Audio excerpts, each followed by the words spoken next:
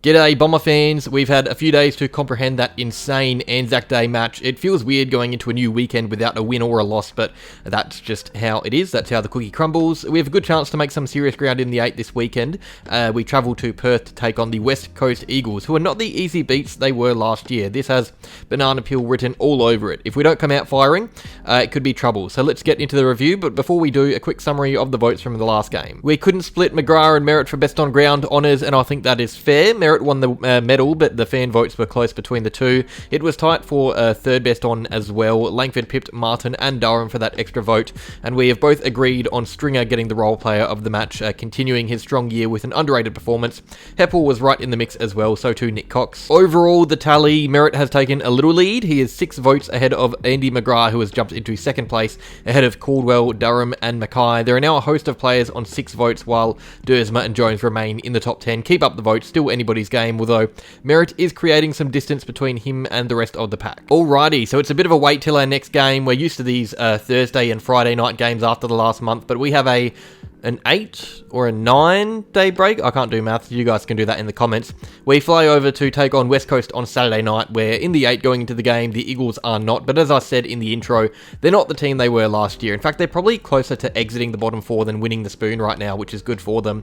They have won some big games at Optus this year, so it's not a guaranteed walkover like we saw last year when we played them in Perth. They've already won a couple of games, played reasonably well against some good teams. This is actually shaping up to be a fun game for neutrals. Little rivalry, Eagles fans up and about, and really quick, we talk about passionate fans, but West Coast, they are just about the best of the lot. They have stuck through this tough period and still managed to sell out games. So if you're in Perth, get out to the game, try and drown out the noise, because they're going to be loud.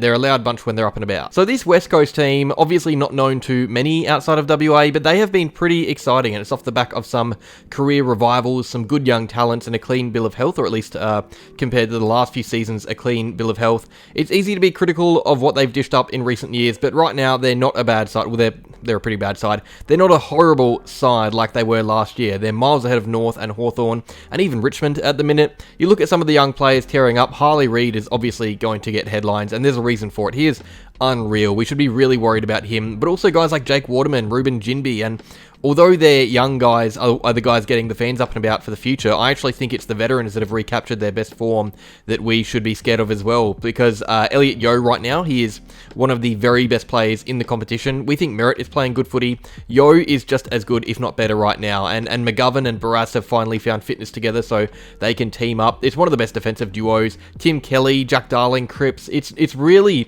not a horrible team, and we shouldn't go into this game thinking it's an easy guaranteed win. That's exactly what Fremantle did a few weeks back, a side who have been pretty strong this year, and they got belted off the park. So how do we avoid that and win this game of footy? Well, for starters, it goes without saying, but just showing up. The only way we can lose this game is if we fail to match their level. The only team that can beat Essendon on Saturday is Essendon. No offense to the Eagles, you guys are much improved, but the Bombers are the better team. We have shown that already this year. I think the only way this game is lost is if we come out complacent. If we play like we did against Collingwood and the Bulldogs, we probably belt the Eagles, realistically. So we need to be close to that level, and that's the hard thing. It's always going to be hard going from Friday night games on the big stage, an Anzac Day clash in front of 90,000, and then to a game against a bottom 4 side. It's hard to find the same intensity early in the game as we had against the Pies last week, but if we do, we can easily force them on the back foot early. A young team like West Coast will find it hard to respond to adversity. That's just young teams in general. If they sniff an upset, they will be hot, so we need to make sure their noses are blocked and the margin blows out early,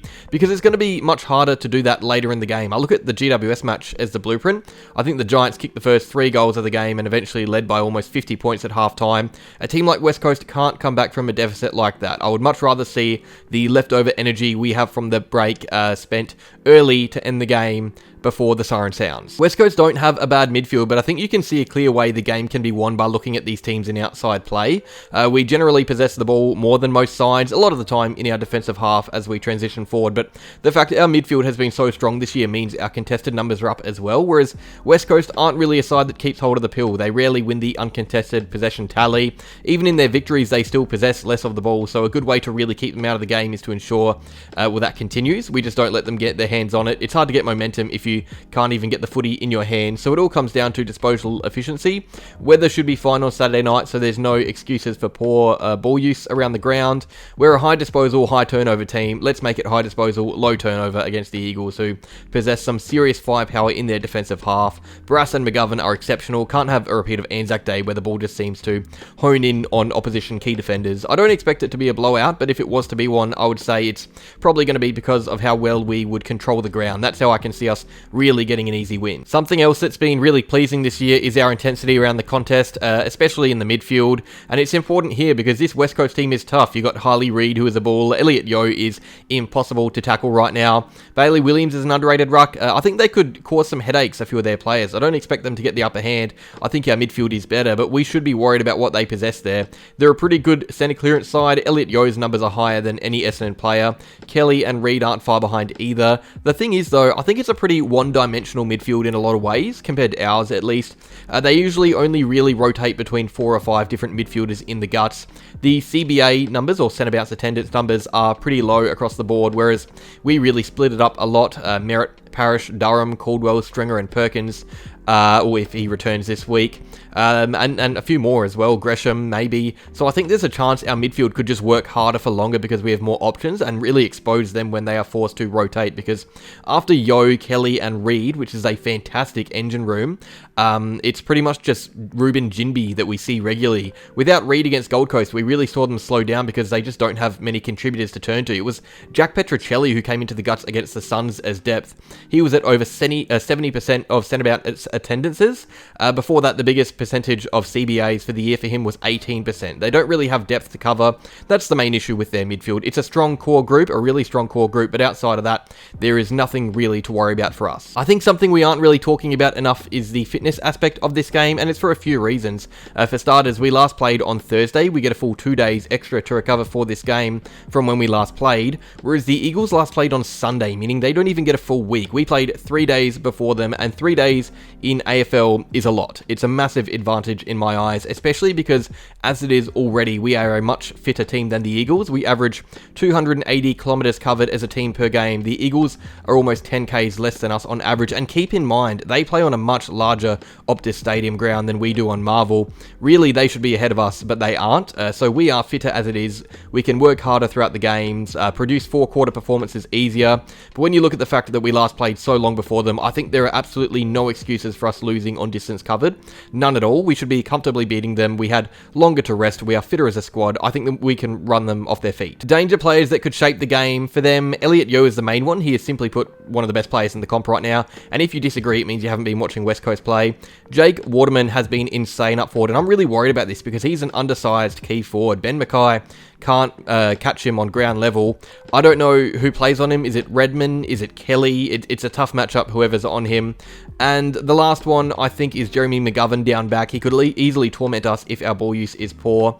For the Bombers, Nick Martin, he loves playing in his home state, and he could be a very hard player to defend in that back half as we move the ball. Sam Draper, I think he could have a real impact in the air. Williams is a decent ruck, but he will struggle to battle against both Draper and Goldie, and Draper is the guy that could make a difference around the ground. And finally, Jake Stringer, he's just in good nick. He's started going to the midfield more, which is dangerous. I think he could be a danger player on Saturday night. Alrighty, on to team news. Starting with our opponent, Harley Reid will return after being rested. Tom Barras returns from suspension, and Noah Long should come back as well. So that's 3 big inclusions. Tough to know who makes way. As for us, it's also really tough to judge. Guelphy should come in for Davey, I'd say. I reckon Sartas has probably earned a call-up after a monster game in the VFL, and Ben Hobbs was fairly quiet against the Pies. I also think Dylan Shield could return, possibly as the sub. Nick Hind is due a full game, so VFL I would say for Hind. And real quick, just thoughts go out to Nick Hind, who's had to deal with a recent family tragedy. So too Merritt and Stringer, who are associated as well. Really horrific news, which I'm not going to talk about here today because I won't be able to stop once I do. It really makes my blood boil.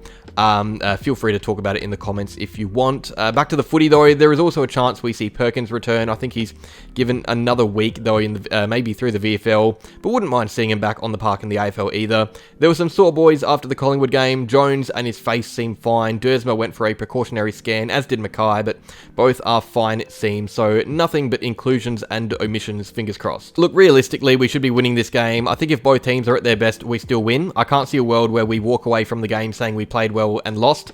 This is, in every sense of the word, a banana peel game. It's got slip up written all over it. We've been so good against good sides this year. We haven't really faced one this low down the ladder since Hawthorn in round 1, so it's a good test. We should be putting them away. I don't think it's going to be as comfortable as it was last year in Perth, but I think if we really want to be playing finals, we win this and we win it without too many issues. This should be one of the more comfortable games of the season for us. We can't go letting them in the contest and giving us a scare before a big game against GWS. I'm saying we get the win by 30 points. At Marvel, I think it would be a higher margin, but they've looked decent at Optus. But that is that. Simple preview. We play well, we win the game. It's as simple as that. Let's just hope this isn't a slip-up game, because I'd hate for all the hard work to go to waste with a loss against, let's be honest, a bottom-tier team. We should be winning this game. There are absolutely no excuses if we don't. Thank you for watching. Like if you enjoyed, subscribe if you're new, and go Bombers.